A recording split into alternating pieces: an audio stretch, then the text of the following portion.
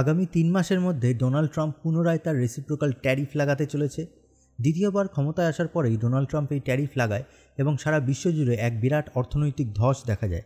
এরপর ডোনাল্ড ট্রাম্পের ঘোষণা করেন যে আগামী 90 দিন অবধি এই ট্যারিফ কার্যকরী হবে না, কারণ এর মধ্যে যদি কোনো দেশ চায় তাদের সাথে ট্রেড ডিল নিয়ে বা ট্রেডে অতিরিক্ত ট্যারিফ যা তারা আমেরিকার ওপর চাপিয়ে রেখেছে তা কমাতে, তাহলে তারা সেটা করতে পারে। এরকমভাবে তাদের একটা এক্সট্রা টাইম যেন দেওয়া হয়েছে।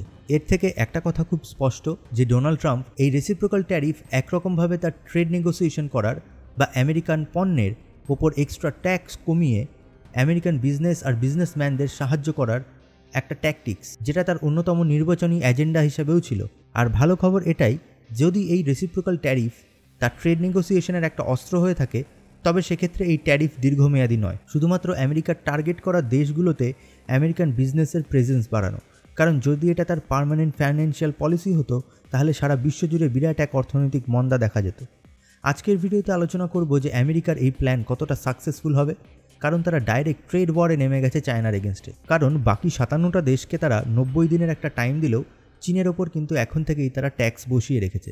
আজকের ভিডিওতে এই ট্রেড ওয়ার নিয়ে কথা বলবো, আর চায়না এর এগেনস্টে কী স্ট্র্যাটেজি নেয় সেটা নিয়েও কথা বলবো। তাই ভিডিওটি একদম এন্ড অবধি দেখুন, আর চ্যানেলে নতুন হলে চ্যানেলটি সাবস্ক্রাইব করুন। চীন কিন্তু অনেক আগের থেকেই বলে দিয়েছিল যে আমেরিকা যদি এরকম কোনো অ্যাকশন নেয় তবে তারাও আমেরিকার ওপর ট্যাক্স লাগাবে।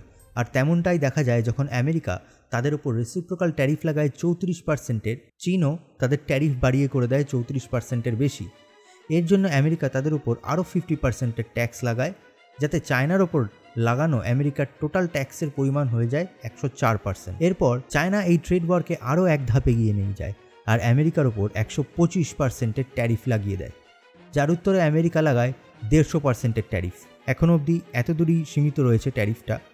ঠিক এইভাবেই গত কয়েকদিন চায়না আর আমেরিকার মধ্যে ট্রেড ওয়ার চলেছে। কিন্তু অন্য দিক থেকে আমেরিকা খুব চালাকির সাথে চীন থেকে ইম্পোর্ট হওয়া স্মার্টফোন, ল্যাপটপ বা সেমিকন্ডাক্টর চিপের ওপর কোনো রকম ট্যারিফ রাখেনি, যার থেকে বোঝা যায় আমেরিকা এখনও চীনের ওপর কতটা ডিপেন্ডেন্ট টেকনোলজির ব্যাপারে। কিন্তু আসল কথা হলো, এই রেসিপ্রোকাল ট্যারিফের মাধ্যমে ডোনাল্ড ট্রাম্প যে ভয় দেখানো খেলায় নেমেছে, এতে তিনি কতটা সফল হবেন। কারণ এই ট্যারিফগুলো আদেও তার কোনো রকম পার্মানেন্ট প্ল্যান না বা পার্মানেন্ট ফাইন্যান্সিয়াল প্ল্যান না। এটা একটা ট্রেড ডিলে আমেরিকান কোম্পানিগুলোকে বেশি সুবিধা দেওয়ার একটা পরিকল্পনা মাত্র। কিন্তু এখানেও সমস্যা রয়েছে, কারণ আমেরিকায় ইউএস ট্রেড রিপ্রেজেন্টেটিভ কিন্তু সমস্ত ট্রেডের নেগোসিয়েশনের দায়িত্বে থাকে। এরকমই একটা ল বা নিয়ম যেটা আমেরিকায় রয়েছে, এবং তারা এতদিন সাকসেসফুল ট্রেড ডিল করে এসেছে। কিন্তু ডোনাল্ড ট্রাম্প এবার প্রেসিডেন্ট হয়েই এই ইউএসটিআর বা ইউএস ট্রেড রিপ্রেজেন্টেটিভকে সরিয়ে দিয়েছে। এবার ইউএসটিআরের ভোট পাওয়ার বা নির্বাচনী ইশতেহারের কথা রাখার কোনো চাপ ছিল না, যেটা ডোনাল্ড ট্রাম্পের আছে। সেখানে ডোনাল্ড ট্রাম্প হতেই পারে একটু অ্যাগ্রেসিভ ট্রেড ডিল করতে গেল, যেটা সামনের দেশের পছন্দ হলো না, তখন কিন্তু সেই ট্রেড ডিল আর হবে না। দ্বিতীয় কারণ যার জন্য ডোনাল্ড ট্রাম্পের ভয় দেখানো খেলার সমস্যা, ম্যাক্সিমাম দেশ আমেরিকান জিনিসের ট্যাক্স বাড়িয়ে রেখেছে এই কারণে না যে তারা আমেরিকার থেকে বেশি ট্যাক্স নিতে চায় বা সেই সব দেশের টাকার অভাব, তারা শুধুমাত্র সেই সব দেশে আমেরিকান প্রোডাক্ট ঢুকতে দিতে চায় না, তার জন্যই তাদের ট্যাক্স বাড়ানো, এবং যাতে দেশীয় প্রোডাক্ট বেশি করে চলে সেই সমস্ত দেশে। এবার ডোনাল্ড ট্রাম্প যদি চায় এই ট্যারিফের ভয় দেখাবে সেই সব দেশকে, তারা তো এমনি আমেরিকার সাথে বিজনেস বন্ধ করে দেবে বেশি ট্যারিফের বাহানা দেখিয়ে। এখানে ট্রাম্প তো নিজেই সেই সব দেশের কাজ কিছুটা সহজ করে দিচ্ছে। এবার আসি চায়নার রেসপন্সে। ডোনাল্ড ট্রাম্প যখন প্রথমবার প্রেসিডেন্ট হয়েছিল, তখনই কিন্তু চায়নাকে দিয়ে একটা ট্রেড অ্যাগ্রিমেন্ট সাইন করিয়েছিল। আর চায়না সেই সময় থেকেই তাদের বিজনেস আমেরিকা কেন্দ্রিক না করে পুরো ওয়ার্ল্ডে ছড়িয়ে দিতে থাকে। সেই সময় আমেরিকা ছিল চায়নার লার্জেস্ট এক্সপোর্ট মার্কেট 19.2% শেয়ার নিয়ে, কিন্তু 2023 সালে সেটা হয়ে দাঁড়ায় 15%, আর 2025 সালে সেটাই 13%। এর থেকে বোঝা যায় চায়না অনেক দিন ধরেই এই প্ল্যানিং করছিল কী করে তাদের আমেরিকার ওপর নির্ভরশীলতা কমানো যায়।